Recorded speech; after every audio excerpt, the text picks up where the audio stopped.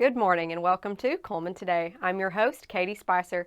It's Tuesday, January 30th, 2024. We've got a lot going on in local news today as we check in with a local sports star gone global, a series of upcoming events at the Cullman Public Library, and a potential new subdivision being added to the community. All of that plus an update on sports and weather coming up now. Let's jump into the top stories. The Cullman County Public Library announced their full week of activities for the upcoming week. The library holds weekly community events geared towards children and adults of all ages, abilities, and skill levels to enjoy. On Tuesday, January 30th at 10 a.m. begins the week with children's story time with Miss Deb, and a furry friend will be visiting from the Cullman County Animal Shelter. Following story time, Jean's nifty knitters of all skill levels will take over the floor at 12:30 p.m. until 2 p.m. Thursday morning, February 1st, is the active adult yoga class beginning at 9:30 a.m. And Saturday, February 3rd, is Bring Your Child to the Library Day, a day designated by the library to enjoy family fun. Former Cullman basketball great Seth Suave is taking his talents to Australia. The Cullman native announced his decision to sign with a new team on the Hemel Storm's Instagram page last week. The fan favorite played his final game for the Storm Saturday and said farewell with 26 points and 10 assists, leading the team to a 108-69 win over Newcastle. Suave played his first professional season overseas in Georgia and has spent the last 2 seasons playing in England.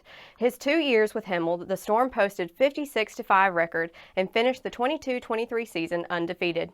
Suave averaged 19 points and 5 assists per game during that stretch, shooting 50% from the three-point range. Congratulations, Seth, on earning this new opportunity down under. In Hanceville news, the Hanceville City Council discussed a potential new subdivision coming to its community at its regular meeting last week on Thursday, January 25th. The subdivision proposed by the Broadway Group, LLC, and KME Development, LLC, would be located on Hopewell Road in Hanceville. The Broadway Group and KME Development are headquartered in Huntsville and specialize in the planning, selection, and development and construction of real estate and retail spaces across the United States. The proposal includes up to 87 new single-family homes. Of note, the property in mind is currently not within Hanceville city limits and would require both rezoning and annexation. The council set a hearing to gauge the public's interest on concerns about the potential rezoning and annexation. The hearing has been set for Thursday, March 14th, 2024 at the council's regular meeting at Hanceville City Hall beginning at 5:30 p.m.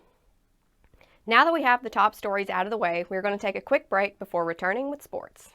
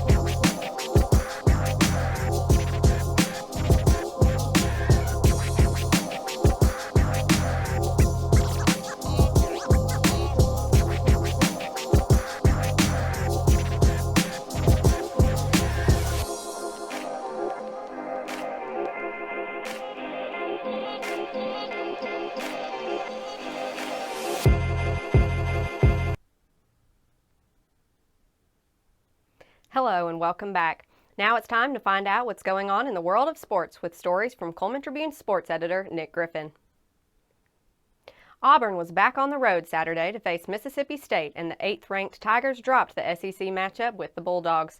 The score was knotted at 21 at halftime, but Auburn stayed cold in the second half, and the Bulldogs were able to pull ahead and collect a 64-58 win. The Tigers shot just 33% from the field in the loss. Auburn's Joni Broom recorded 14 points and 7 rebounds, but it wasn't enough to overcome the Bulldogs on the road. The Tigers will return home to host Vanderbilt Wednesday night. Alabama was back home at Cullman Coliseum to host LSU Saturday night, and the Crimson Tide lit up the scoreboard in a 109-88 win over the Tigers. 5 Tide players scored in double figures, led by Mark Sears with 21 points. Alabama led by just 6 at halftime, but put 59 points on the board in the second half to pull away with the win. Sears earned SEC Player of the Week in honor of his performance. The Crimson Tide will travel to Athens Wednesday to play the Georgia Bulldogs. UAB hosted Memphis for the 15th annual Bartow Classic Sunday afternoon, and the Blazers knocked off the 19th-ranked Tigers 97-88 in front of the largest crowd at Bartow Arena since 2016. UAB held a one-point lead at halftime break, but an explosive second half on the offensive end led the Blazers to an upset victory on their home court. Axel Lindenborg posted 23 points and 16 rebounds in the win, earning an AAC Weekly Honor Roll recognition for his performance. UAB will head west to take on North Texas Wednesday night. That covers sports for today, but make sure to check with the Cullman Tribune each day for the latest in sports coverage from across the area. We'll be back after this message.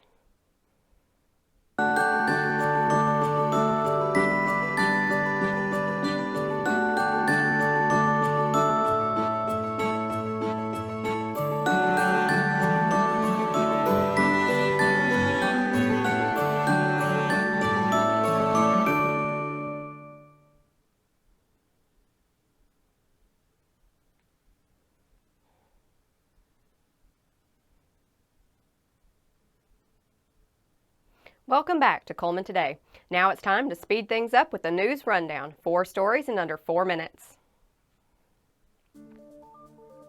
The ladies at Hansville Nursing and Rehab Center were treated to manicures and pampering recently.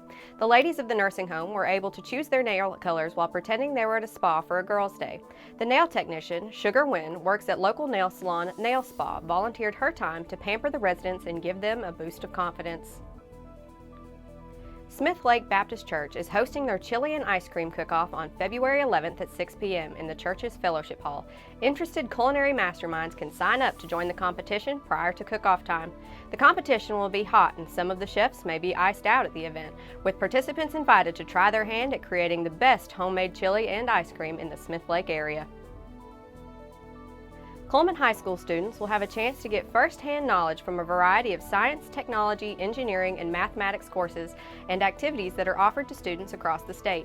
All day on February 20th from 8:10 a.m. to 3:05 p.m., students and their parents are invited into the high school's Tillman Hall and ask questions and explore course options offered by Cullman High School, the University of Alabama Huntsville, Wallace State Community College, as well as programs by Siemens Aviation Station and Alabama Industrial Development's Training Mobile Robotics Lab. Last week, members of Jones Chapel Volunteer Fire Department visited Security Solutions, a new manufacturing plant in Jones Chapel, now the largest building in the department's service area. The plant is a carrier of an eco-friendly, non-toxic, water-based fire retardant the volunteers use in the line of duty, as well as an upcoming manufacturing location of the Rapid Access Safe Rooms, a whiteboard wall system that can quickly be converted into a ballistic shield in any classroom to protect students in an emergency.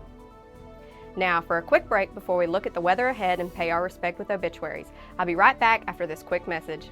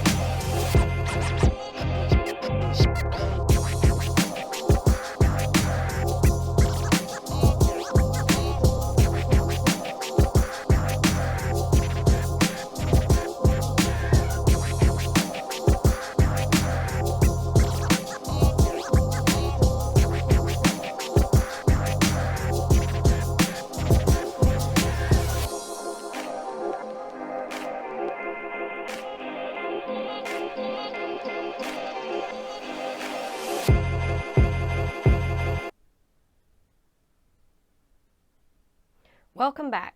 Let's take a moment to pause and remember those who have passed away this week as we turn to obituaries.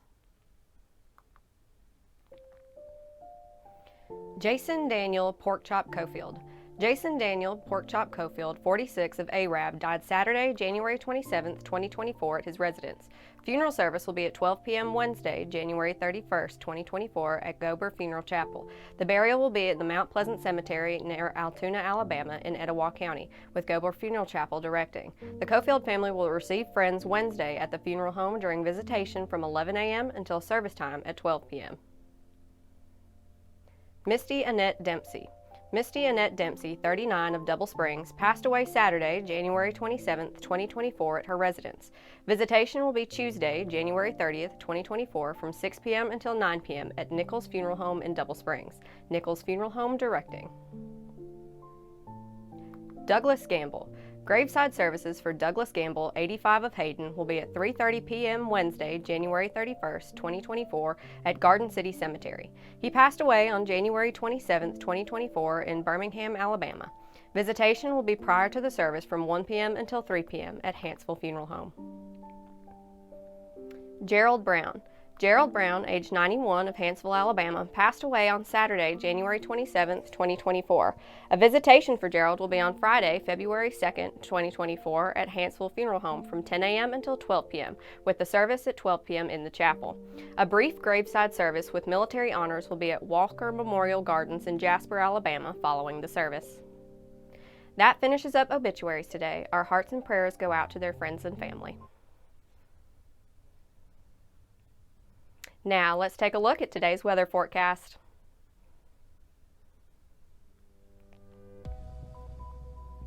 It will be mostly sunny with a high near 58. A south-southwest wind blows at 5 to 10 miles per hour with gusts as high as 15 miles per hour. Tonight, there's a 20% chance of showers before midnight with mostly cloudy skies and a low around 34. A west-southwest wind whips around at 10 miles per hour, becoming north to northwest after midnight. Winds could gust as high as 20 miles per hour.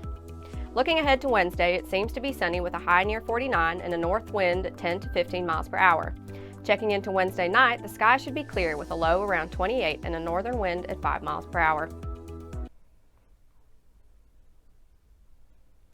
That concludes our broadcast for today. Thank you for joining us on Cullman Today, and we'll see you again tomorrow morning at 6:30 a.m. Remember to have a great day and be safe. Until next time, I'm Katie Spicer for Cullman Today.